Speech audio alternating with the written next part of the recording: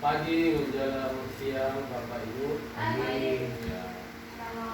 Sebelum saya memulai kegiatan, izinkan saya membacakan sebuah pantun. Oke Pak. Ya.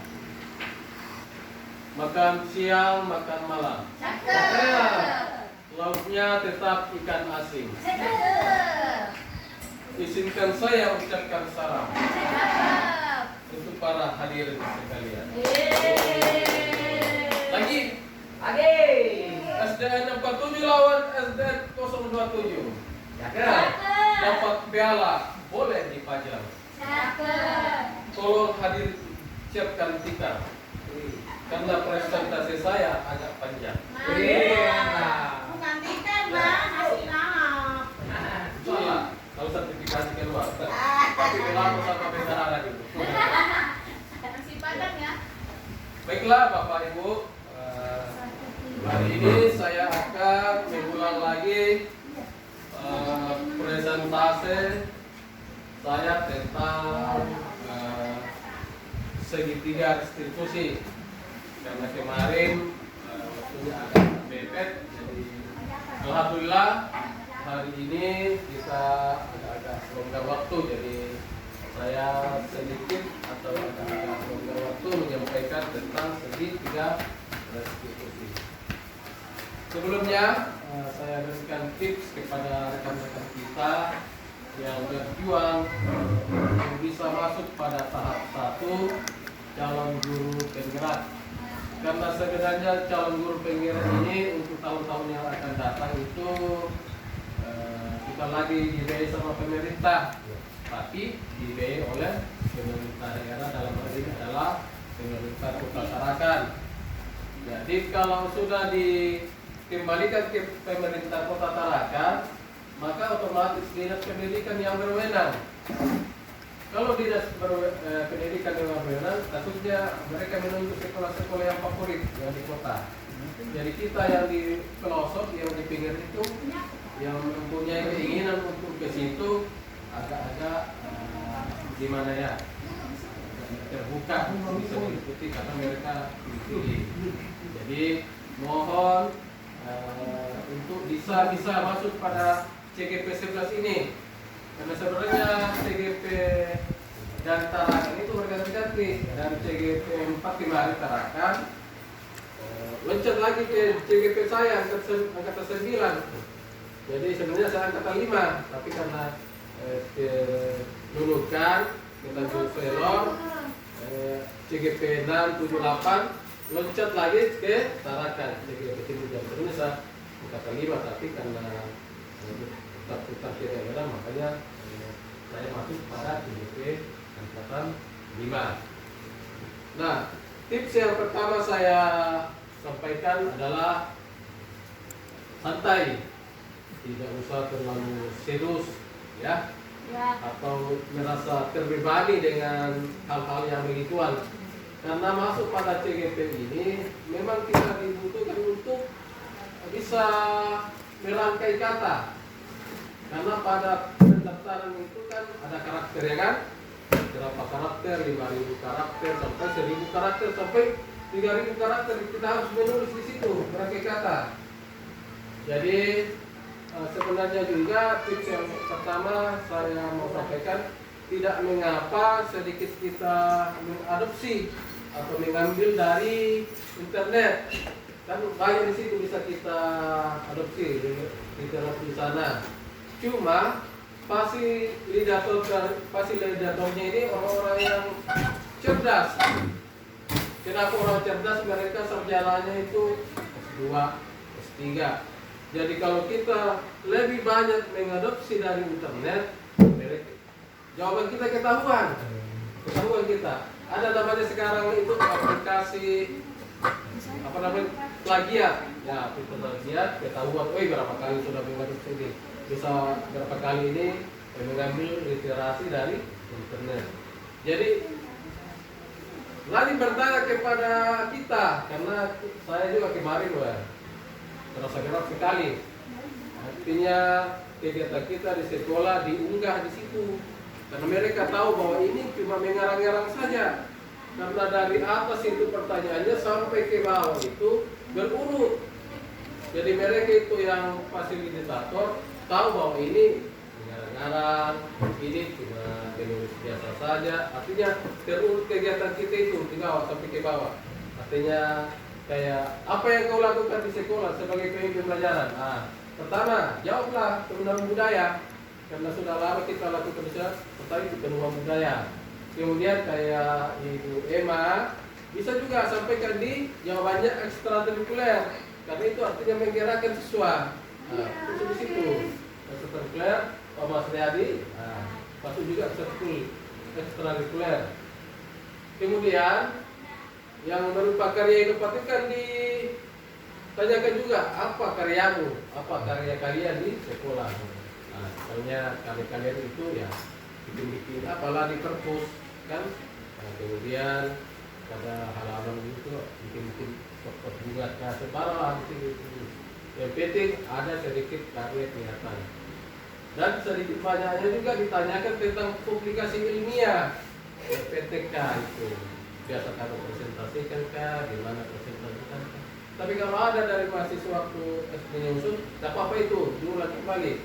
Cuma diganti-ganti tahunnya, ya. Kemudian pura-pura lah foto. Ada kita di sini foto acara seminar. Nah, biasa akan kita itu. Nah, yang kemudian nanti kalau sudah tahap 1, ada lagi namanya tahap 2. Tahap 2 itu tes wawancara. Ini lagi lebih berat. Jadi usahakan pada pengembangan budaya itu biasakan tampil di depan. Karena pada tes kedua ini ada namanya wawancara. Wawancara ini kalau bukan profesor, doktor, S2 yang wawancara kita. Jadi kalau kita seakan-akan mengarang, mereka tahu itu. Jadi wah, ini ngarang, ini membaca dari buku, ini tidak pernah lakukan. Nah, kalau sudah tes wawancara, ada lagi tes ketiga, namanya tes simulasi mengajar. Nah, ini simulasi mengajar lagi yang paling menentukan. Tapi saya kira Bapak Ibu semua jago kalau mengajar itu. Cuma siapkan PP-nya, medianya, dan latihan di Google Meet. Karena kalau terlambat sedikit kita masuk, ya kurang waktu. Artinya santai saja, tapi serius mengerjakan hal itu karena saya perhatikan ini masih tahap 1 administrasi. Jadi baik Bapak Ibu, itu ada sedikit tips yang itu mau mendaftar jadi CGP. Sekarang kami akan atau membicarakan atau membahas ulang tentang segitiga restitusi. Segitiga restitusi ini berkaitan dengan budaya positif. Yang termasuk budaya positif itu yang kayak kita lakukan di luar itu. Kayak masih berbaris anak-anak, mengajak tampil di depan, mengajak jenis pembelajaran, itu. Nah, budaya positif ini tentunya banyak anak-anak yang melanggar atau ada yang tidak patuh. Budaya positif ini bisa berlanjut ke kelas. Misalnya, anak-anak di sini kan banyak sekali yang terlambat, apalagi musim hujan. Kemudian Pak Mas Riyadi banyak yang tidak pakai sepatu, ya, atau memakai sandal. Itu itu potret kehidupan sehari-hari, kegiatan sehari-hari yang bisa kita lihat. Banyak anak yang memakai sepatu. Nah, ada ilmu dari CGP itu bahwa kita seharusnya tidak boleh lagi memberikan hukuman atau hukuman. Akan tetapi boleh didekati dengan pendekatan pembimbingan. Pendekatan pembimbingan ini dimulai dari ada namanya menanyakan atau apa namanya,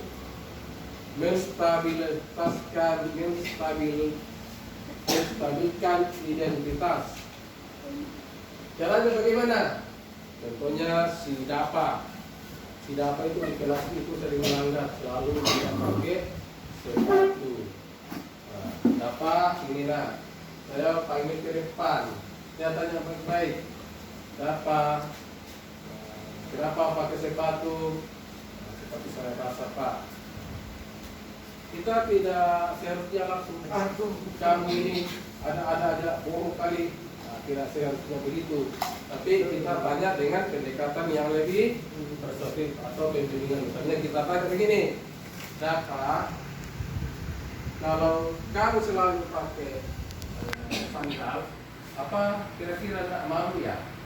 Tapi bilang ya malu lah Pak. Nah, kemudian pertanyaan kedua, dapat karena kamu malu, apakah kamu mau merubah sifat itu? Iya Pak. Nah, masuk kepada namanya validasi tindakan yang salah. Nih, validasi tindakan yang salah. Maksudnya validasi tindakan yang salah itu kita menanyakan ulang. Nak dapat, alangkah baiknya kalau kamu tidak memakai sandal. Solusinya apa? Boleh memakai sandal dari rumah, tapi pas di sekolah ganti. Nah, itu jangan si Dapa ini memakai sandal sampai jam pelajaran pulang. Nah, itu kan melanggar keyakinan kelas atau tata tertib yang kita buat. Itu. Kemudian kalau sudah validasi tindakan yang salah, kita beralih ke menanyakan keyakinan. Menanyakan keyakinan ini apa? Menanyakan keyakinan ini kita bertanya, apa cita-citamu Dapa? Karena saya sama Dapa sering saya bertanya, saya Pak, cita-cita saya mau jadi polisi. Karena memang si Dapa itu badannya besar, tinggi. Nak Dapa, kalau memang cita-citamu jadi polisi, kamu harus disiplin. Seorang polisi itu harus disiplin, antara lain hadir tepat waktu, hadir tidak boleh memakai sandal, harus tepat waktu masuk barisan. Ya, itu. Jadi segitiga restitusi ini memberikan pendekatan yang menarik atau pembimbingan kepada anak peserta didik. Baik teman-teman, sebelum saya lanjut, saya akan adakan game. Kalau Ibu Abdi, kalau saya tunjuk door, langsung bilang door. Door. Kalau saya bilang door, kalian bilang tidak kena. 1, 2, 3. Door. Sekarang bom. Kalau saya bilang bom, Ibu Intan bilang selamat menempuh hidup baru. Bom. Selamat menempuh hidup baru. Hidup barunya di kuburan. Nah, kemudian kita masuk kepada contoh kasus yang lain. Misalnya begini. Pada pedoman budaya itu anak-anak sering terlambat. Nah, Pak Mas tadi saya biasa lihat dan teman-teman yang lain memisahkan hukuman di samping. Nah, itu adalah hal yang positif, ya. Nah, hal yang positif ini kita lebih mau kembangkan lagi, karena artinya memang kalau terlambat masuk barisan harus dipisahkan memang supaya ada rasa salah di situ. Nah, pada saat sudah pembubaran barisan, kita dekati, kita tanyakan kenapa terlambat, ya. Apa cita-citamu? Ya. Kemudian apalagi kita memberikan apa? Penghargaan. Nah, dari penghargaan ini kita tidak mesti berikan uang atau semacam hadiah. Karena selalu memberikan penghargaan dengan semacam uang atau hadiah itu Takutnya anak-anak bisa manja. Hal itu bisa dirubah. Nah, dengan apa? Dengan memutarkan video-video pembelajaran yang bermanfaat pada saat masuk ke dalam kelas. Misalnya, ini adalah contoh barisan yang rapi.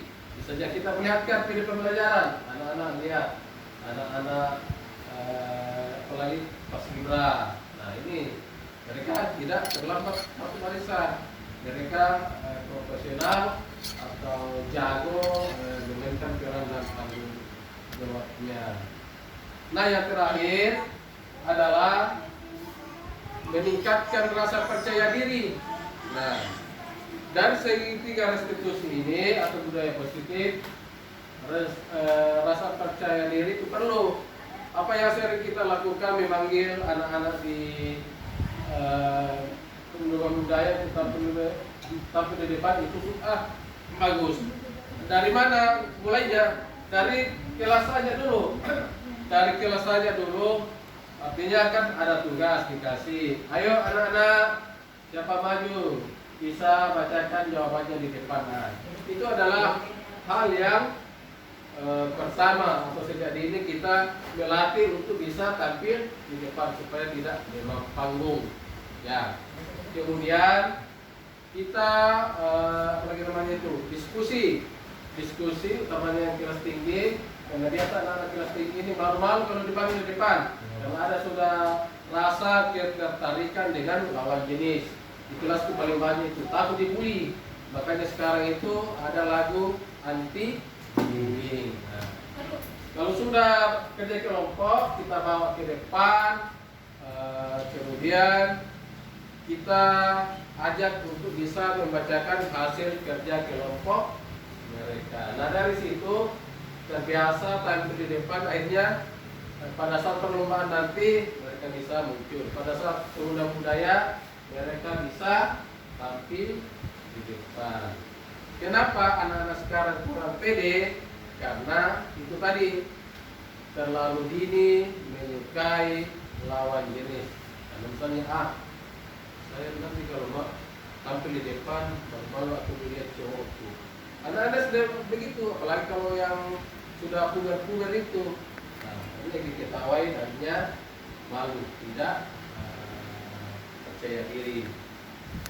Cukup sekian apa yang kami sampaikan pada calon guru penggerak. Kalau ada yang mau ditanyakan kepada kita, siapa tahu saya bisa membantu. Utamanya pada tahap-tahap apa lagi namanya? Tahap 1, tahap 2, tahap 3. Baiklah, teman-teman sekalian atau orang-orang sekalian, saya mohon karena kita sudah hafal lagu anti bullying, kita sama-sama menyanyi dulu ya lagu anti bullying. 1, 2, 3. Di sini teman, di sana teman, di mana-mana kita berteman. Tak ada musuh, tak ada lawan, semuanya saling menyayangi. Tidak ejek-ejekan, tidak pukul-pukulan, saling sayang, saling tolong dan sayang dengan Tuhan. Tidak ejek-ejekan, tidak pukul-pukulan, saling tolong dan sayang dengan Tuhan. Ya. Terima kasih atas perhatiannya. Kami akhiri, mohon maaf atas segala kekurangan. Assalamualaikum warahmatullahi wabarakatuh. Waalaikumsalam.